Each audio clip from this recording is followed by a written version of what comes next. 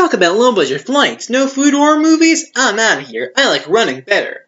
Welcome back, YouTube viewers, to another video. Alright, so I wanted to make something about Sonic again, let's not be surprised at this point. But here's the thing. I was thinking, okay, well, what do I talk about? Because, well, there are many topics I could talk about when it comes to Sonic. I don't want to do too many Sonic videos at once. And I also don't want to start repeating things I've already said. But I also thought, well, what are other things I'd like to talk about that I never really had a chance to? So I thought, you know, what the heck? I'm going to do a video ranking my top 5 favorite video game stories. This video probably won't do well, but I wanted to make it, and at the end of the day, every video I make is something I want to make. Now, some of these will be Sonic, duh, but some of these will be things you've never thought you'd hear me speak about. Although I will say I haven't seen that many video game stories, so this list, that's why I made a top 5, not a top 10, but I hope you'll enjoy, and remember to check out my Letterboxd, link in the description. Like and subscribe if you want, you want to keep up with my videos. Without further ado, let's do it to it and dive on in. Okay, number 5 is LEGO Marvel Superheroes. Now you might be saying, what, a LEGO game? Really? You think this is one of your favorite video game stories? Well, besides the fact that I haven't seen that many video game stories, I do really enjoy the story of LEGO Marvel Superheroes. I did recently play through the game's campaign for the first time. Now I'm going through the plethora of bonus and post-game content. There's so much stuff in this game, seriously. I totally recommend you check it out, by the way. It's on Xbox, it's on Steam for $20 each platform, so it's pretty easy to get. So, this does follow a lot of the hallmarks of a LEGO game. It's got all the slapstick and jokes and all that kind of stuff, but it also it really feels like kind of like the ultimate Marvel story in a way, but comedically. It's basically, if you took one of those big movies like Infinity War or No Way Home or whatever, where you have these massive stakes and all these superheroes have to come together, except it's done in this very comedic way. It also, ironically, has more respect for the source material than the MCU does, which is really something. So the story of this game is really fun and simple, but it's really enjoyed by the character interaction. So you got the plot of the Silver Surfer's been sent by Galactus to find a planet for him to eat. But his board gets blasted by someone, I think it's Doctor Doom, and his board is now spread across the world into cosmic Lego bricks. Doctor Doom wants to collect all the bricks so he can take over the world, so he assembles a team of the world's greatest supervillains. So now you have to play as all these various different Marvel superheroes and get the bricks before he does. And at the end of the game, you fight Galactus. There are actually some decent twists and turns throughout, like Loki betraying the villains toward the end. Magneto does a lot of his own thing. But again, it really is just made through the character interactions, because one thing I like about this game is that the characters you play as in each level are varied. Like, okay, in one level you're playing as the whole Fantastic Four. Okay, makes sense. But then in another level you're playing as Captain America and the Thing. And they actually do have a bit of rapport with each other before the level starts.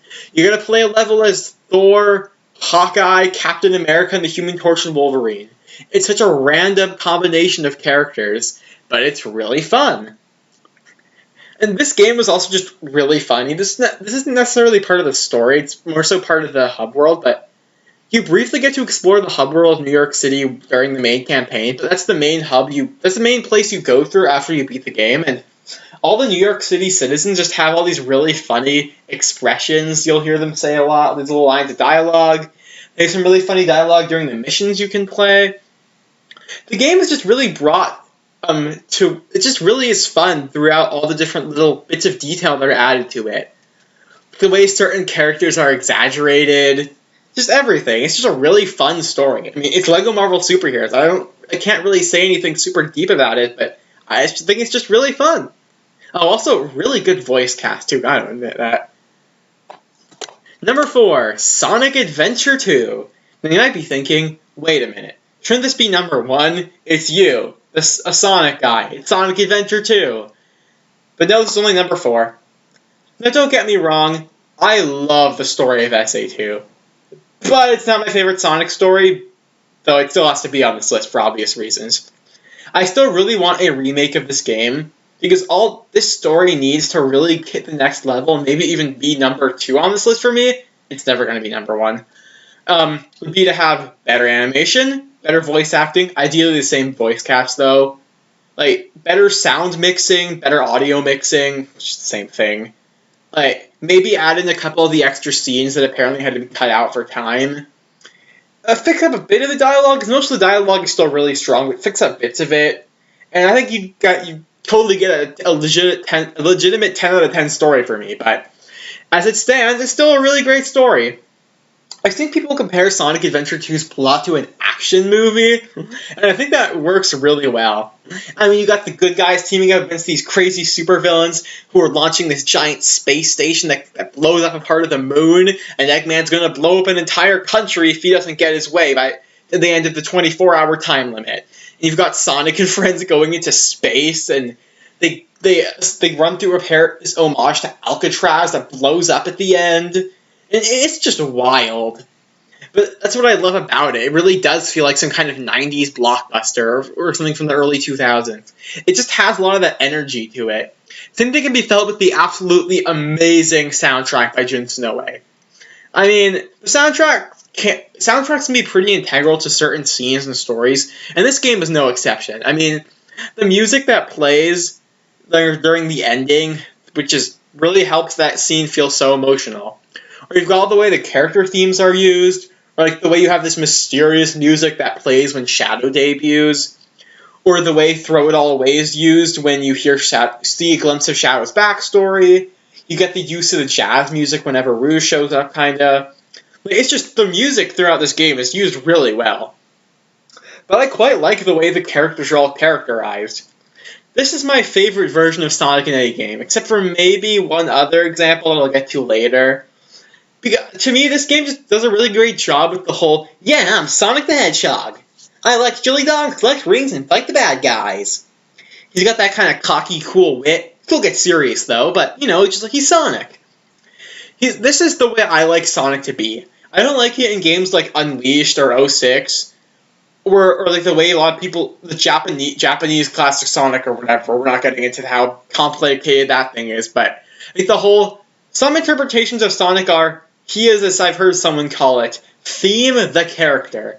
He's as free as the wind, like the way he is in Sonic X, where he barely has any personality. He just runs around and helps people because he's so darn nice, and his voice is incredibly stoic and stilted the entire time. Sure, that's certainly a part of Sonic's character, but he needs to have that wit, the attitude, the edge, the personality, baby. And this game just does a really great job with that, especially with Ryan Drummond's voice. His performance is just really good, in this game. Everyone's talking about how good Tails is in this game. Yeah, the voice acting is very stilted for Tails, but I like that his arc from SA1 has been evolved here. In that game, he learned to stand up for himself and be able to do things on his own. And now he's actually coming up with the missions, the plans. But the game still remembers that at the end of the day, he's still a kid. He's still kind of viewed as a sidekick. And we get that great scene where he says, Sonic asked me for the first time to do something for him. I won't, give up. That's a really great moment for Tails. Knuckles gets his whole thing of having to find the Master Emerald pieces again. He gets to interact with Rouge. He just gets some funny lines here and there, like, is that how you say thanks to someone who just saved your life?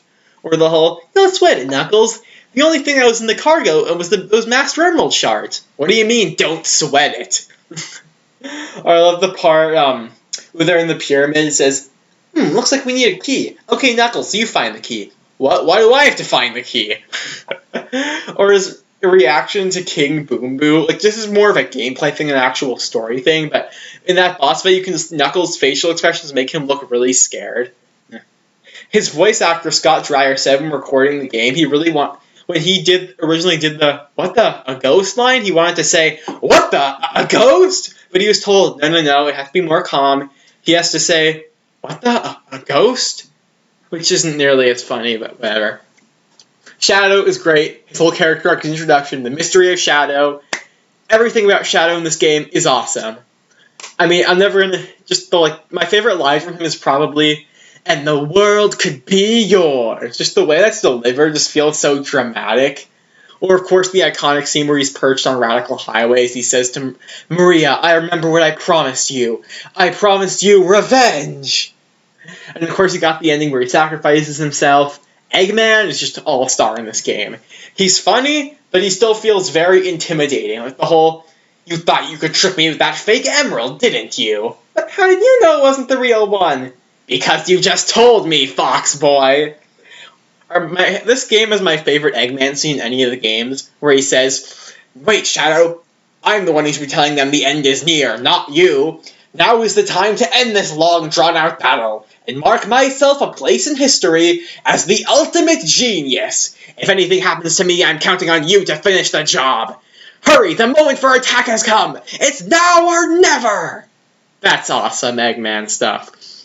I love the ending, too, where he's annoyed that Sonic is alive, but the second he sees he has to work with him, he works with him. Because he's not going to let Earth be destroyed, because then what would he rule? And we just get that really great scene at the end where he's saying how he admired Gerald Robotnik as a kid, but now he's seeing that his own grandfather tried to kill everyone, including his own grandson. He just doesn't really understand how to feel about that. Rouge in this game is good. Honestly, I've never been that big a fan of Rouge outside of Sonic X, but she definitely has good moments here. I like the way she introduces herself to Eggman, and he's thinking, oh, yeah, I gotta work with her, don't I? And the whole, are you sure you know what to do? And she says, well, believe when you want to believe. Or the scene where she says to Shadow, yes, what you might say, but I know it's not the whole story, right? Her interactions with Knuckles, just great. I like the ending with her. The only real bad character in this game is Amy, but even then she still gets that great scene at the end where she convinces Shadow.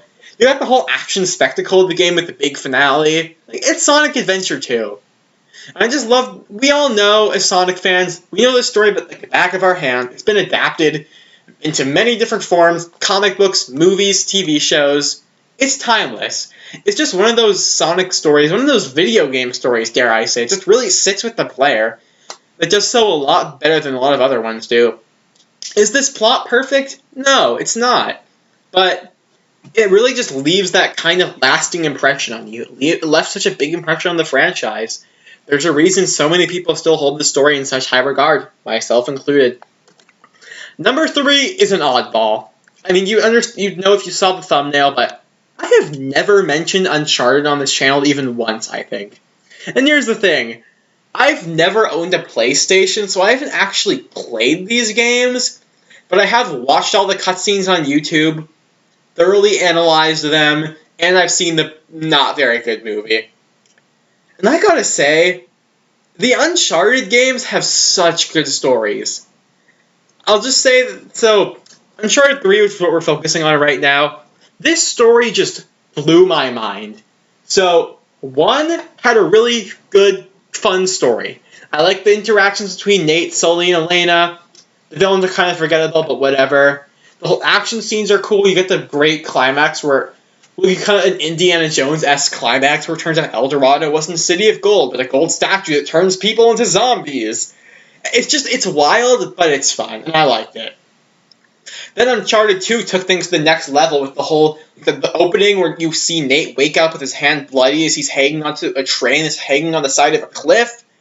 And you get all these big action scenes with a gunship and running across the train. He goes to all these different locales.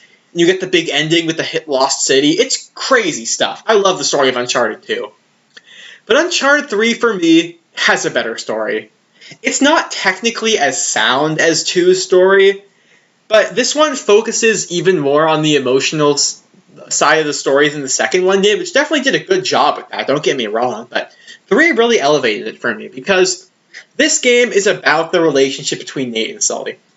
In 1, you had this kind of friendship between them about how they're two best friends who look for treasure together, and Sully's the old-timer experienced guy who's pretty witty. Nate is kind of like him, but younger, so he has more strength.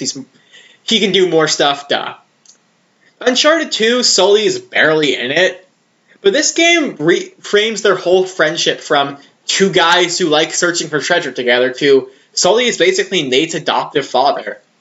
He found him on the streets of some random country when Nate was just a kid, and he saved his life, took him in, and because he saw that Nate really had a great eye for treasure, and that he even is somehow the descendant of Sir Francis Drake, the great explorer. And I really liked seeing Nate's origin in this game. And I also appreciate that the games took until 3 for us to see Nate's origin, because it annoys me sometimes. Like, can you imagine how Indiana Jones would have been if the first movie were about his origin story? That wouldn't have been nearly as interesting, and for all we know, they wouldn't have made more movies after that. But they started strong with, this is Indiana Jones, this is the main guy, he's cool, he beats up bad guys, we get 2 movies of that, and then we get to see his origin in the 3rd part, which is what this series does, and I really appreciate that.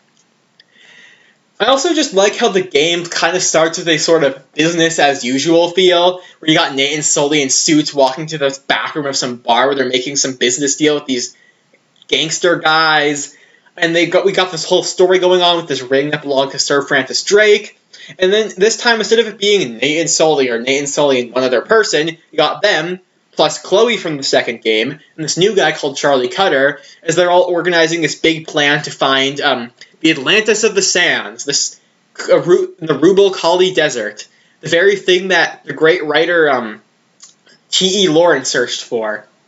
But the thing is, the story doesn't just... I like that it starts out like that, but I also like the different twists and turns it goes into. It goes from this big team effort to everyone is getting picked down. Charlie gets mind-controlled or something in a genuinely really eerie scene. That one just really sticks in my mind, where he gets poisoned, and that villain henchman is telling him, don't trust Drake. And it kind of starts to mess with his head. Speaking of that villain henchman, whose name I don't remember, he always struck me as weird, because the dude basically has superpowers, kind of, but not really, and it's never really explained how he does any of that stuff, but it's cool, I guess, and it does make him pretty intimidating, so that helps. I will say he's definitely a much better villain than the actual main villain of the game, Catherine Marlowe, who is just kind of boring, but I do like the scene where she manipulates Nate. She says, well, Mr. Drake, of course that's not your real name, but we needn't focus on that, right? And she has this whole arc with him about how she's trying to convince Nate that he's nothing unless he finds this great treasure. Because the whole thing in the story is that people are telling Nate, this jet adventure might be too much, you just need to stop. But he's convinced, no, I won't live up to my ancestors' legacy. I won't live up to my spirit as an adventurer unless I do this. By the end, he comes to the conclusion that he doesn't need to do all this big, crazy stuff. He doesn't need to live up to so many other people's expectations. He is worthy of the name Drake, whether it doesn't matter if someone tells him that or not. I think that's a great story. I like how the whole plot line of... It's implied that Nate and Elena got engaged, but they just kind of broke it off, I guess, because it just didn't work, because Nate's whole thing of constantly searching for the next adventure meant that he couldn't really settle down. But he still really cares about Elena, which is why she's trying so hard to get him out of this, because she doesn't want him to be stuck in this life. Which is something that Uncharted 4 goes into as well. And you just get that sensational part toward the end where you have the big scene, like a big action scene of the game that was all over the marketing, where Nate's hanging onto a plane, and he falls out of it as it crashes into the desert, and you get an entire level that doesn't have any action. It is literally just Nate walking through the desert as he slowly starts to lose his mind from dehydration. This is just the kind of thing you don't see in an average video game. And the way it's framed is, like, I didn't get to play the game, obviously, I just watched the cutscenes, but I just really felt immersed in this part of the story, where he's walking through the desert, he slowly starts to get more and more hunched over, and Nolan North does a really great job with the vocal performance. He's saying, I need to save you, Sully. It's just the way he just really sounds desperate. To the point where he collapses at the end, that's really left an impact on my mind. And then, of course, you get the crazy action scene at the end where he finally finds the lost city, and which turns out this is based on a real story, by the way, that King Solomon banished demons and evil spirits to some place, and it turns out he banished them to this lost city. Kind of reminds me of Raiders of the Lost Ark, actually. And it turns out this ancient civilization died off because since their water was poisoned with evil spirits, the water causes people to have insane hallucinations, where Nate fights himself, and he sees Sully, who's disappointed in him, and it's crazy. You get to earlier in the game when he, after going through the whole desert chapter, he just goes to Elena, he talks to her for a bit, and just falls over. This is such a great story. It's also pretty funny, which I haven't really talked about, but this is a really funny game. So many of Charlie's lines are just so good. What, you don't have phone service? Those cell phone contracts are a ripoff, mate. This is a great story. For a lot of people, Uncharted 3 is good, but is kind of uneven, and while I get that, I still think this story deserves more respect. It's great. Second place is Sonic and the Black Knight. This is my favorite Sonic story, at least when it comes to the games anyway. And for a lot of people, they would actually agree. Because, well, Sonic and the Black Knight, I've never played it. It's a motion control, it's a Wii game from 2009 with motion controls that didn't have that much dev time. So, from what I've seen, the game's controls aren't the best.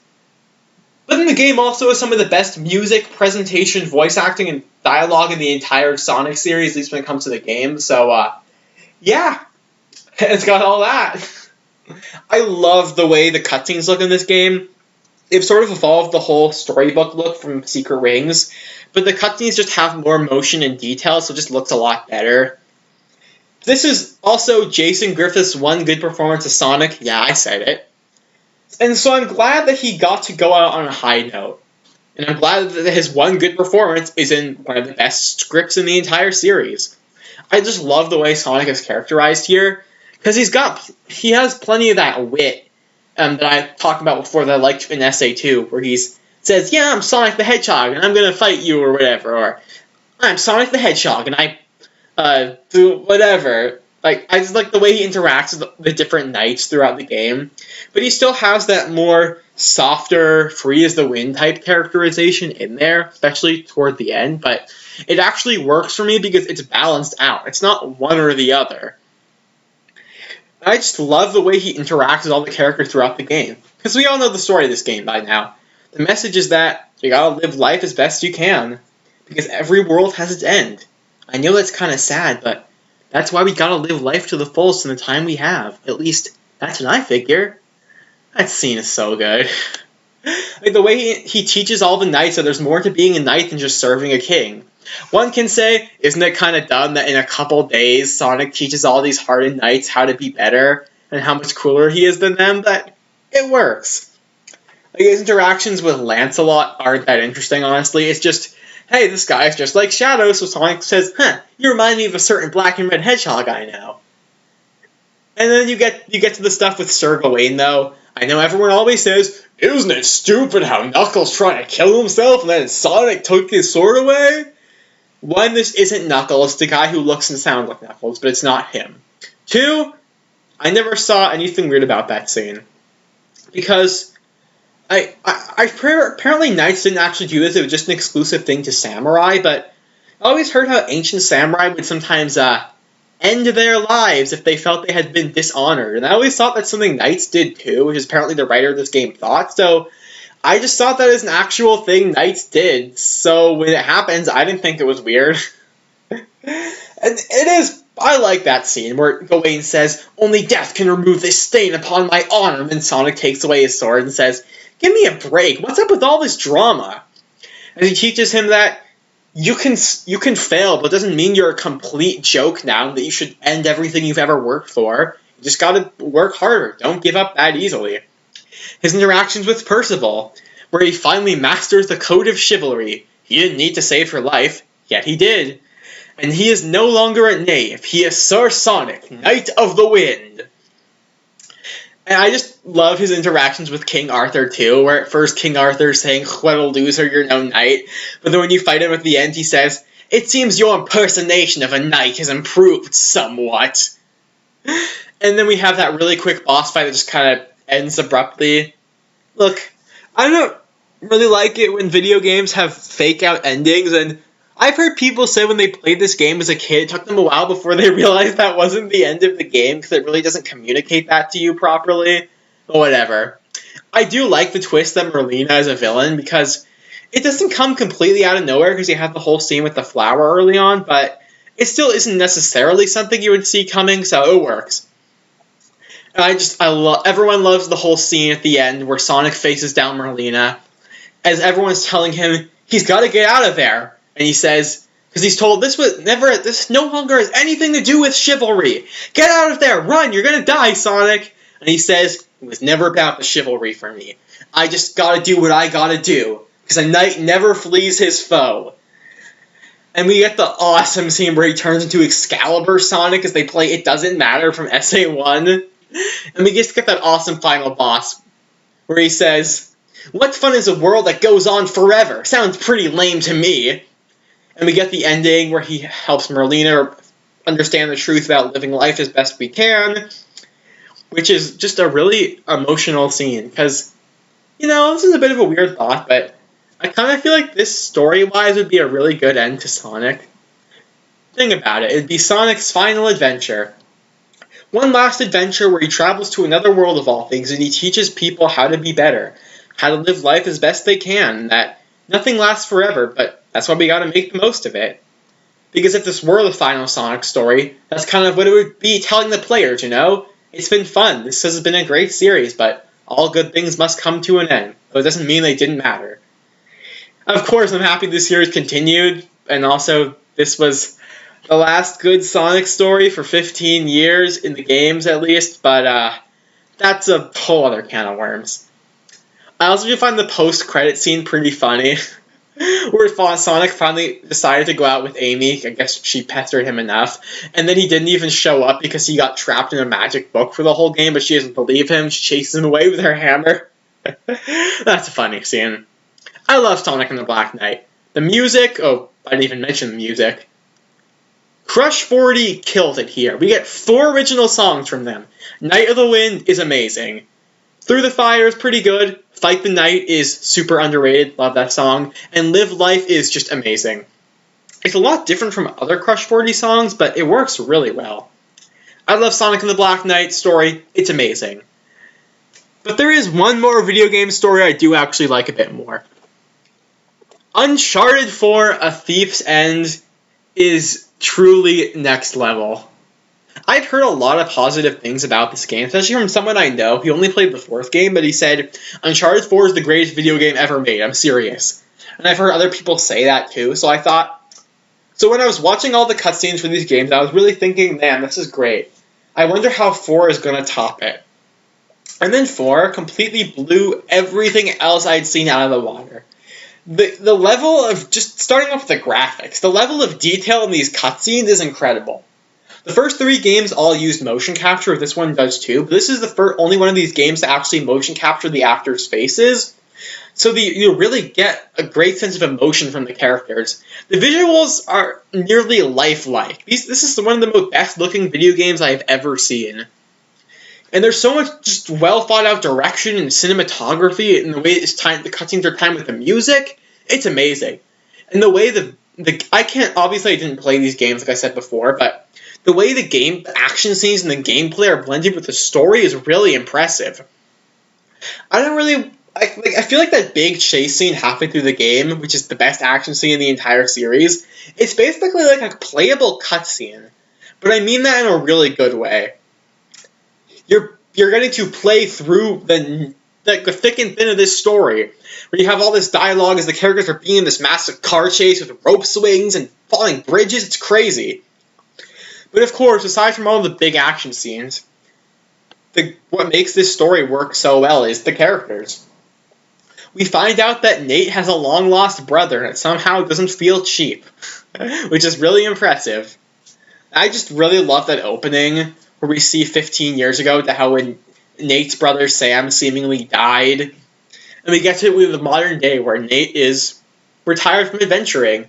He's married to Elena. He works at some kind of shipping boat company type thing.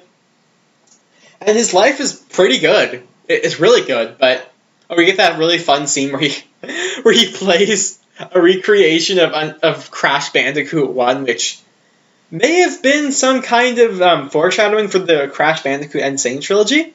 Wouldn't be surprised, but I just love that whole opening. You get to basically play a level of it's literally just Nate walking around his attic, where he picks up letters from his old friends like Chloe and Charlie. We see a picture with him and Tenzin from the second game. We see some of his old trophies. We get the sense that he really does miss that life of adventure. He's happy being married, having a good life, sure, but that's just not him. His life is being an Indiana Jones, James Bond-esque character. So he lies to his wife to go on this ridiculous adventure to find Henry Avery's treasure with his brother and Sully. And I really like Sully's role in this game. It annoys me how he's almost never called Sully and usually called Sullivan, but whatever. I like how Uncharted 3 was all about how Sully was like a father to Nate and how he was able to save him from being an orphan. And this game is about how he loves adventure, just as much as Nate does. I mean, his whole job is selling people priceless artifacts, but he's happy Nate was able to settle down and have a nice, simple life. He doesn't want him to be tossed back into a life of insanity. Which is why he clashes so much with Sam, because Sam is exactly the kind of person Nate tried to be like. The cool, calm and collected, tough, witty adventurer dude, who's always looking for the next bit of treasure, which is why he doesn't like Sully. He doesn't want him to get in the way of him and his brother finding Henry Avery's treasure. And by the end of the game, Sam has this whole great character arc where he sees that the adventures he's had with his brother, they're great. They really are, but he's got to move on from that section in his life. He shouldn't get to decide how Nate lives. Nate gets to decide how he lives. And at first, there's that whole scene where he tells Nate, you see, Sully, Elena, they're great. They really are, but they just don't get it. And Nate tells him, no, they do get it. You're the one who doesn't. And by the end, Nate is able to officially retire from adventuring, kind of. Now, Sam becomes Sully's partner in priceless artifact hunting. And I think that's just a really nice arc for him. You get the whole subplot with Nate lying to Elena until she finally cracks the code of what he's been up to. And she gets really mad at him, but you get the whole section where you just play the game where it's just the two of them together, walking around the island, looking for the treasure. As they have all these great character interactions between them, the different dialogue, with them talking about their old jobs, their old bosses. You get just to the end, where it's all about how Nate and Elena certainly do clash. They don't even look like they'd be that good together. One was a brash and cocky adventurer after pirate treasure, and the other was a reporter, but they were both able to see the best in each other, and by the end, their relationship is successfully salvaged. And they get the whole ending where they decide that they're no longer going to be chasing after treasure, but they're going to be working jobs where they do get to travel the world, so they do still have some of what their old lives used to be. We also have the best villain in these games by far with Rafe. He's not the most interesting for most of the game, but you get to the ending where his men say, look, we're done with this treasure. Like Nadine says, I have lost so many of my men for this journey. We've already made millions, we're already rich. We should just go home, we're done with this. And he tells her, what are you talking about? The end is literally in sight. We have to get that treasure before Sam Drake does. And Nadine tells him, you know what? If he gets it, good for him. He's earned it for being able to go on this big journey, but I don't want a part of this anymore. But Rafe still takes her army anyway and says, I am going to get that treasure. And he has this whole sword fight with Nate, where he's telling him, you think I'm insane? You're the guy who found El Dorado, 2 lost cities, all these big adventures, and I'm the one who's insane? You're insane for thinking you could get away with all this and be better than me. Because why does Rafe want to find this great treasure so badly? Simple. Because he's the son of a super rich family. He's had everything he ever wanted handed to him on a silver platter. But now he's going to get an amazing treasure and he's going to have earned it. But ultimately, no one gets the treasure. Rafe dies with it, trapped in a burning pirate ship. Because as we learn, all these great, powerful pirates, they literally killed each other over this treasure. And ultimately, you don't need big piles of gold to live a great life. It's nice to have those things, sure. But what matters most is not letting those things get in the way of you and your relationships with other people.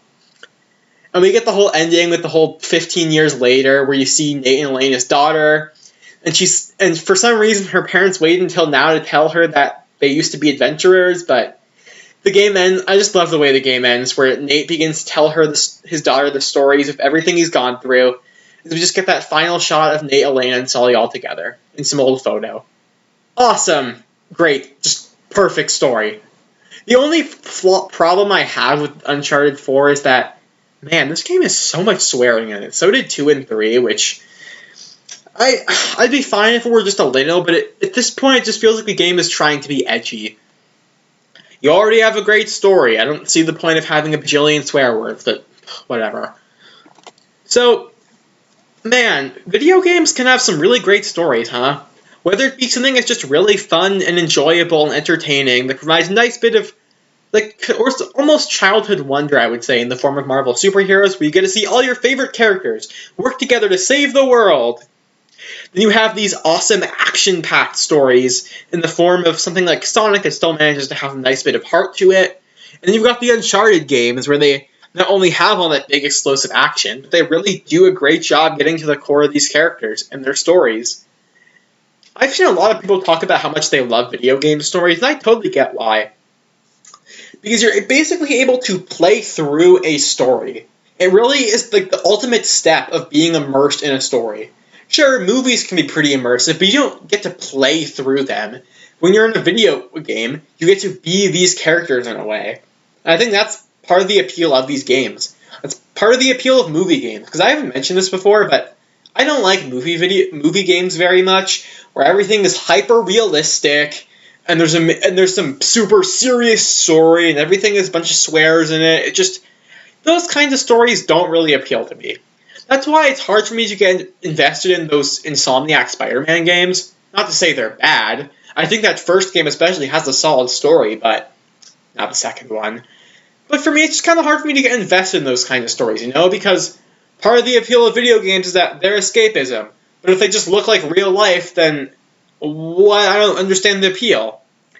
Which is why I'm so impressed by Uncharted, because they really got me invested in these stories. So, comment down below. What's your favorite video game story? That's all for now, and remember to stay way past cool.